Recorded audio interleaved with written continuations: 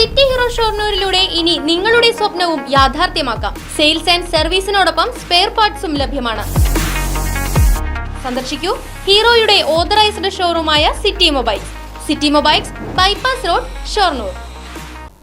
Ottapalam mini civil സ്റ്റേഷനിലെത്തുന്നവർക്ക് ഭീമാകാരമായ തേനീച്ചക്കൂട് ഭീഷണിയാകുന്നു. കെട്ടിടത്തിന് മുകളിലെ 3ാം നിലയിൽ താലൂക്ക് വ്യവസായ ഓഫീസിന് സമീപമുള്ള വമ്പൻ തേനീച്ചക്കൂടാണ് അപകട ഭീഷണി ഉയർത്തുന്നത്. എക്സൈസ് ഓഫീസും മണ്ണ് സംരക്ഷണ ഓഫീസും പ്രവർത്തിക്കുന്നത് ഇതേ നിലയിലാണ്.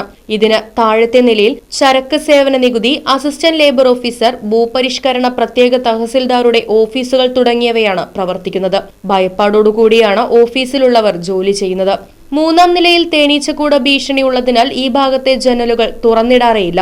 13ലധികം സർക്കാർ ഓഫീസുകൾ പ്രവർത്തിക്കുന്ന സിവിൽ സ്റ്റേഷനിലേക്ക് പ്രതിദിനം 100ലേറെ പേരാണ് വന്നുപോകുന്നത്. കാറ്റ് വന്ന് കൂടിളകുമ്പോൾ പരിസരത്താകെ തേനീച്ചകൾ പാറി നടക്കും. ഇതുമൂലം ഭയപ്പാടോടുകൂടി നിൽക്കേണ്ട അവസ്ഥയാണ് സിവിൽ സ്റ്റേഷനിൽ വരുന്നവർക്ക്. കഴിഞ്ഞ വർഷം ഇതേ നിലയിൽ നിന്ന് തേനീച്ചക്കൂട് നീക്കം ചെയ്തിരുന്നു. ഒറീസ സ്വദേശികളാണ് സാഹസികമായി കൂട് നീക്കിയിരുന്നത്. ഇതിന് പിന്നാലെ എക്സൈസ് ഓഫീസിന് സമീപം കൂടുകൂട്ടിയിരുന്ന തേനീച്ചകളെയും അടുത്തിടെ നീക്കം ചെയ്തിരുന്നു. കഴിഞ്ഞ ഓണാഘോഷത്തിനിടെ ഒറ്റപ്പാലം താലൂക്ക് ആശുപത്രിയിൽ തേനീച്ചക്കൂടിളകി നിരവധി പേർക്ക് കുത്തേറ്റിരുന്നു.